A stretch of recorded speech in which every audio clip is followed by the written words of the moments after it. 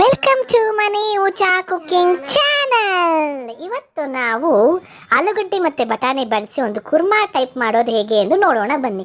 ಮೊದಲು ಒಂದು ಮಿಕ್ಸಿ ಜಾರ್ಗೆ 1 ಟೀ ಸ್ಪೂನಷ್ಟು ಜೀರಿಗೆ ಹಾಕಿಕೊಳ್ಳಿ.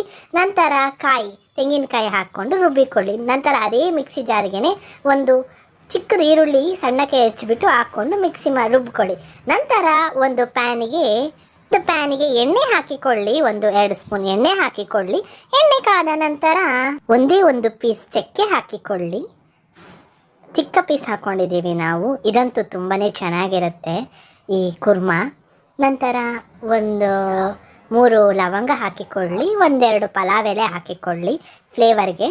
ಅದು ಸ್ವಲ್ಪ ಎಣ್ಣೆಯಲ್ಲಿ ಎಲ್ಲ ಚೆನ್ನಾಗಿ ಆ ಫ್ಲೇವರ್ಸ್ ಎಲ್ಲ ಬಿಡಲಿ, ಅಲ್ಲಿವರೆಗೂ 2 ಸೆಕೆಂಡ್ಸ್ ಅಷ್ಟೇ.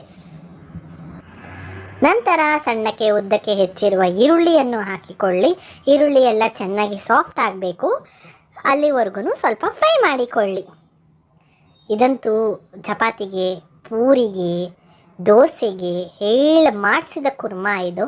ಯಾವಾಗಾದರೂ ನಿಮ್ಮ ಮನೆಯಲ್ಲಿ ಬರೀ ಆಲೂಗಡ್ಡೆ ಮತ್ತು ಬಟಾಣಿ ಇತ್ತು ಅಂದರೆ ಈ ಥರ ಒಂದ್ಸತಿ ಟ್ರೈ ಮಾಡಿ ನೋಡಿ, ತುಂಬಾ ರುಚಿಯಾಗಿರುತ್ತೆ ಈ ಕುರ್ಮಾ.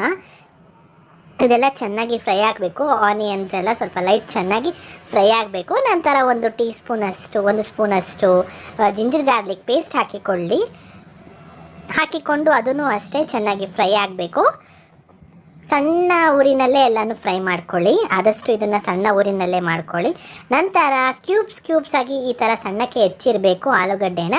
ಅದನ್ನು ತೊಳೆದುಬಿಟ್ಟು ಸಿಪ್ಪೆ ತೆಗೆದು ಹಂಗೆ ಕ್ಯೂಬ್ಸ್ ಕಟ್ ಮಾಡಿಬಿಟ್ಟು ಬೇಯಿಸೋದೆಲ್ಲ ಏನು ಅವಶ್ಯಕತೆ ಇಲ್ಲ. ಡೈರೆಕ್ಟ್ ಎಣ್ಣೆನಲ್ಲೇ ಹಾಕಿಬಿಟ್ಟು ಎಣ್ಣೆನಲ್ಲೇ ಅದು ಚೂರು ಫ್ರೈ ಆಗಬೇಕು. ಎಲ್ಲ ಚೆನ್ನಾಗಿ ಎಣ್ಣೆನಲ್ಲೇ ಆಲೂಗಡ್ಡೆನೂ ಚೆನ್ನಾಗಿ ಫ್ರೈ ಮಾಡಿಕೊಳ್ಳಿ. ಈ ಥರ ಎಲ್ಲ ಫ್ರೈ ಮಾಡಿಕೊಂಡಾಗ ಇನ್ನೂ ರುಚಿ ಚೆನ್ನಾಗಿರುತ್ತೆ ಇದು. ನಂತರ ನಿಮ್ಮ ರುಚಿಗೆ ತಕ್ಕಷ್ಟು ಚಿಲ್ಲಿ ಪೌಡರ್ ಹಾಕಿಕೊಳ್ಳಿ. ಈಗಲೇ ಹಾಕ್ಕೊಂಡ್ರೆ ಅದಕ್ಕೆಲ್ಲ ಮಸಾಲೆ ಹಿಡಿಯುತ್ತೆ, ಅದಕ್ಕೋಸ್ಕರನೇ ಈಗಲೇ ಹಾಕ್ಕೊತಾ ಇದ್ದೀವಿ. ಹಾಕ್ಕೊಂಡು ಒಂದು ಸ್ವಲ್ಪ ಫ್ರೈ ಮಾಡಿಕೊಳ್ಳಿ. ಎಣ್ಣೆನಲ್ಲಿ ಚೆನ್ನಾಗಿ ಫ್ರೈ ಆದರೆ ಇನ್ನೂ ಟೇಸ್ಟ್ ತುಂಬ ಚೆನ್ನಾಗಿರುತ್ತೆ. ನಂತರ ಇದು ಹಸಿ ಬಟಾಣಿ. ನೀವು ಫ್ರೋಝನ್ ಪೀಸ್ ತೊಗೊಂಡ ಅಂದರೆ ಅದನ್ನು ಬೇಯಿಸ್ಬಿಟ್ಟು ಹಾಕ್ಕೊಳ್ಳಿ. ಇದು ಹಸಿ ಬಟಾಣಿ ಆಗಿರೋದ್ರಿಂದ ಡೈರೆಕ್ಟ್ ಎಣ್ಣೆಗೆ ಹಾಕ್ಕೊತಾ ಇದ್ದೀವಿ. ಫ್ರೋಝನ್ ಪೀಸ್ ಅಂದರೆ ನೀವು ಅದನ್ನು ನೆನೆಸ್ಬಿಟ್ಟು ಮತ್ತೆ ಬೇಯಿಸ್ಬಿಟ್ಟು ಹಾಕ್ಕೊಳ್ಬೇಕು. ಹಸಿ ಬಟಾಣಿ ಅಂದರೆ ಡೈರೆಕ್ಟ್ ಆಯಿಲ್ನಲ್ಲೇ ಫ್ರೈ ಮಾಡ್ಕೊಳ್ಳೋಕೆ ಹಾಕ್ಕೊಬೋದು. ಹಾಕ್ಕೊಂಡು ಚೆನ್ನಾಗಿ ಫ್ರೈ ಮಾಡಿಕೊಳ್ಳಿ. ನಂತರ ಇದಕ್ಕೆ ನಾವು ರುಬ್ಬಿಟ್ಕೊಂಡಿರ್ತೀವಲ್ವ ಮಸಾಲೆನ, ಅದನ್ನು ಹಾಕ್ಕೊಳ್ಳಿ.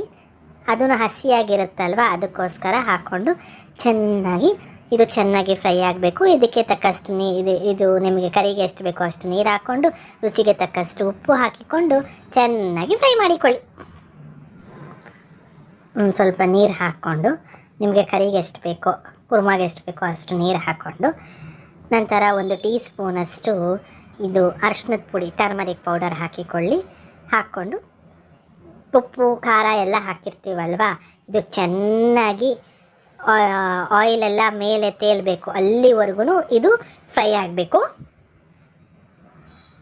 ಲಿಡ್ ಮುಚ್ಚಿಬಿಟ್ಟು ಚೆನ್ನಾಗಿ ಬೇಯಲು ಬಿಡಿ. ನೋಡಿ, ಈ ಥರ ಎಣ್ಣೆ ಎಲ್ಲ ಮೇಲೆ ಬರಬೇಕು. ಇನ್ನೂ ಒಂದು 5 ನಿಮಿಷ ಬಿಡ್ತಾ ಇದ್ದೀವಿ. ಎಣ್ಣೆ ಎಲ್ಲ ಚೆನ್ನಾಗಿ ಮೇಲೆ ಬಂದ್ರೇ ರುಚಿ ಇರೋದು, ಇಲ್ಲಾಂದರೆ ರುಚಿ ಇರಲ್ಲ. ಅದಕ್ಕೋಸ್ಕರ ಎಣ್ಣೆ ಎಲ್ಲ ಮೇಲೆ ಬಂತು ಅಂದರೆ, ಮೇಲೆ ತೇಲ್ತು ಅಂದರೆ ಬಟಾಣಿ ಆಲೂ ಕುರ್ಮಾ ಸವಿಯಲು ಸಿದ್ಧ. ನಿಮಗೆ ನಮ್ಮ ಚಾನಲ್ ಇಷ್ಟವಾದಲ್ಲಿ ಪ್ಲೀಸ್ ಲೈಕ್, ಶೇರ್, ಸಬ್ಸ್ಕ್ರೈಬ್ ಮಾಡಲು ಮರೆಯಬೇಡಿ. Thank you for watching.